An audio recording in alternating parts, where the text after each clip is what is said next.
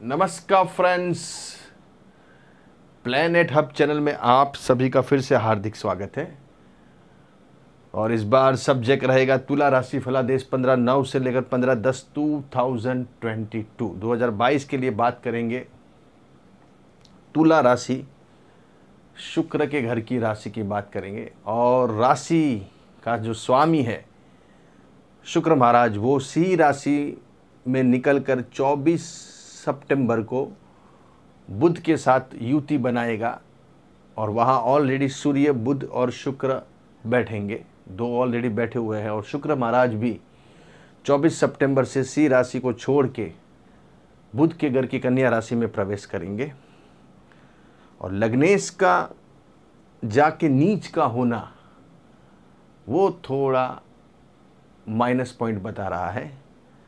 फिर भी यहाँ सामने गुरु बैठा है, ब्रह्मांड का सबसे शुभ ग्रह गुरु महाराज की सप्तम नज़र ये तीनों प्लैनेट्स पे पड़ने वाली है। लेकिन गुरु अभी वक्री चल रहे हैं, वो मुंह फेर के बैठे हुए हैं। जब भी गुरु वक्री होते हैं तो उनकी काम करने की जो क्षमता है वो कम हो जाती है।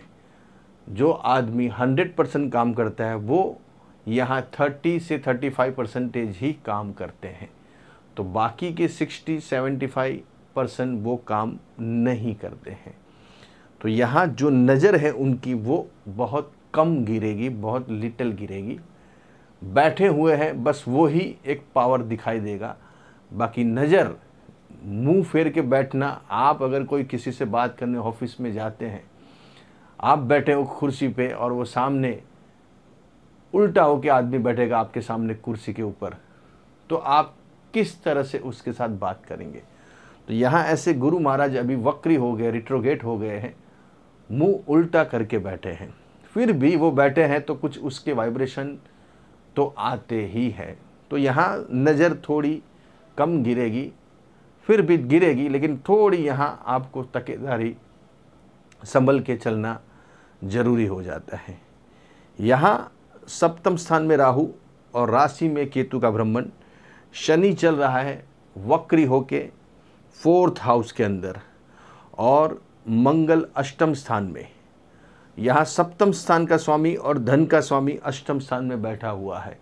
तो रिप्रेजेंट कर रहा है कि अभी आपको partner, business partner, life partners की थोड़ी तकेदारी रखनी पड़ेगी। आपके लाइफ पार्टनर है तो उसके हेल्थ में आपको संभलना पड़ेगा।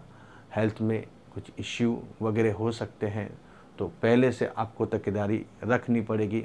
उनकी जो दवाई रेमेडीज़ जो लगती है वो आपको उसके ऊपर ध्यान देना पड़ेगा, क्योंकि यहाँ सप्तम स्थान का स्वामी अष्टम स्थान में जाके बैठा हुआ है और वो धन का भी स्वामी है, कुटुंब का भी स्वामी है, फैमिली का भी स्वामी होके वो अष्टम स्थान में शुक्र की राशि में जाके बैठा हुआ है।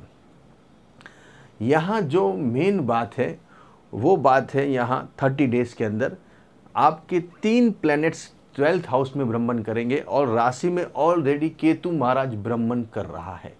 तो ये केतु का जो भ्रमण है वो आपको भ्रमित करने वाला साबित होगा।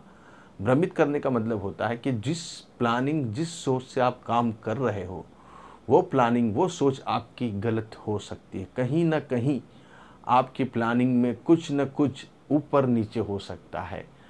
आप जो प्लानिंग कर रहे हो, आपकी जो सोच है, उसके बारे में आपको 100 नहीं 1000 बार सोच के काम करना पड़ेगा, क्योंकि यहाँ आपके जो तजुर्बे हैं, यहाँ जो आपके एक्सपीरियंस है, अनुभव है, वो भी यहाँ गलत साबित हो सकते हैं।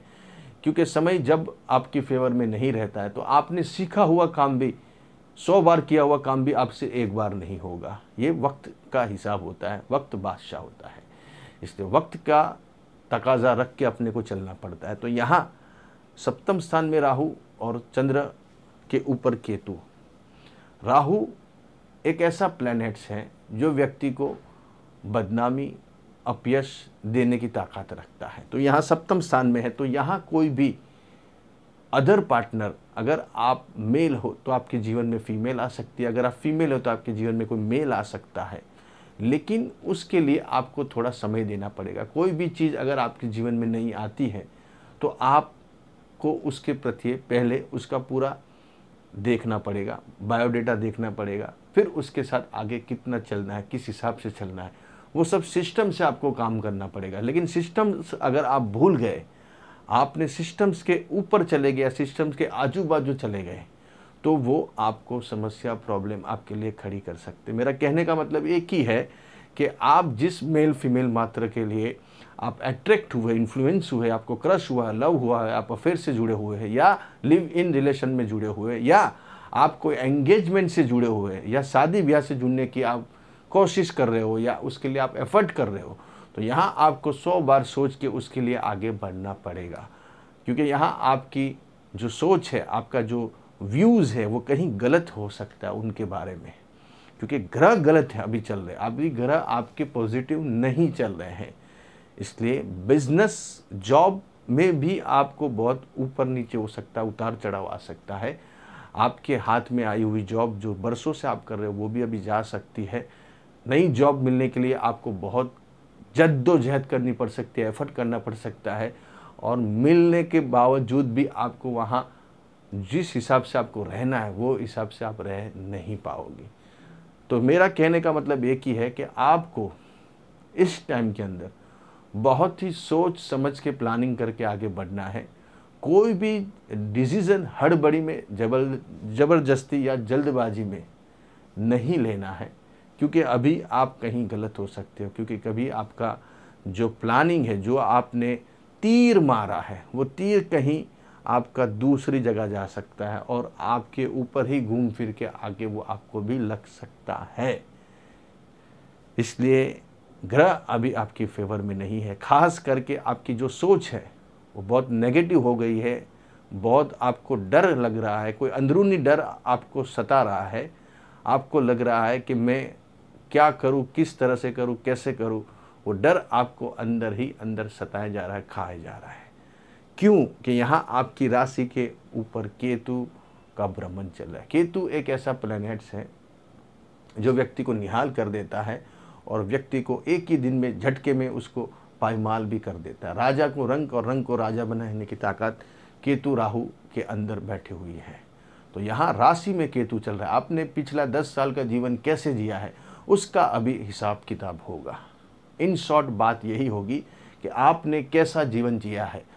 एग्ज़ाम सबकी होती है, चाहे वो जूनियर केजी में बेटा हो या फिर आईआईटी के एग्ज़ाम दे रहा हो या आईपीएस की एग्ज़ाम दे रहा हो। एग्ज़ाम सबकी होती है। इसलिए यहाँ आपने 10 साल, भगवान ने आपको जन्म दिया ये पृथ्वी के ऊपर, लेकिन आपने जीवन कैसे जिया? सब चीज़ें ऊपर वाले ने आपको दी है, अन्न, हवा, जल, पानी, वायु, मकान, घर, गाड़ी, घोड़ा, बंगला। फिर भी आपको यहाँ लोगों को अनसेटिस्फेक्शन होता है, असंतोष होता है कि भाई हमको तो ज़्यादा चाहिए, हमको तो ये चाहिए, वो चाहिए।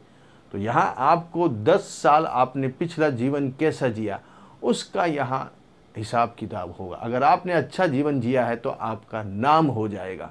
केतु आपको नामांकित बना देगा, निहाल कर देगा। धन, पैसा, दौलत, रुपयों, नाम से आपका जीवन उज्जवल कर देगा। लेकिन आपने जीवन अच्छा नहीं जिया है, आपने जीवन में 10 साल के अंदर ऊपर नीचे किया है, या जीवन में आपने कोई समस्या खड़ी की है किसी के लिए, या किसी के लिए आपने प्रॉब्लम क्रिएट किया है, या कोई भी आपने ऊपर नीचे चीज़ें की हुई है, तो यहाँ इसका हिसाब किताब आपका होगा। जैसे मैंने बोला, एग्ज़ाम हिसाब किताब सबका होता है, ऑडिट सबका होता है। तो यहाँ ये चीज़ आपको थोड़ी संभल के समझ के चलानी पड़ेगी, क्योंकि यहाँ आपकी राशि में केतु चल रहा है, सप्तम स्थान में राहु चल रहा है। मेन जो बात है वो आपके partner, business partner, life partner, love in relation, crush में आपके पार्टनर का ध्यान रखिए।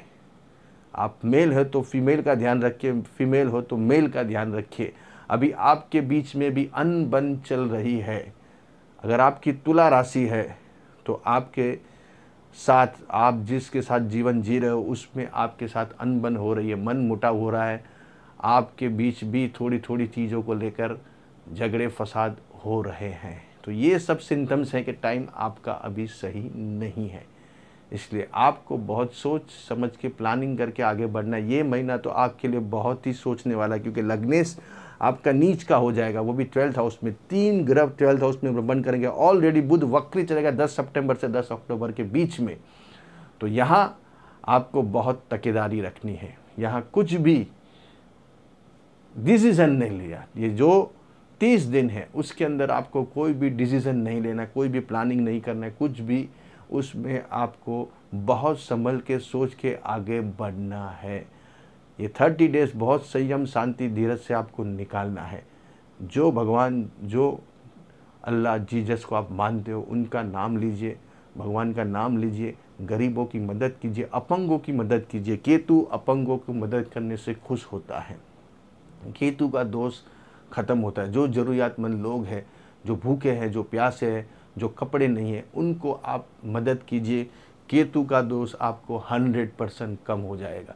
ये जो समस्या है उसमें आपको बहुत बहुत बहुत रिलीफ मिलनी चालू हो जाएगी। इसलिए जितने भी तुला राशि वाले थोड़ा ये महीना शांति रख दीजिए, बहुत संयम, धीरज से निकाल दीजिए, फिर आने वाला कल आपका ही है। ऐसे और के वीडियो लेके आऊँगा, तब तक के लिए नमस्कार।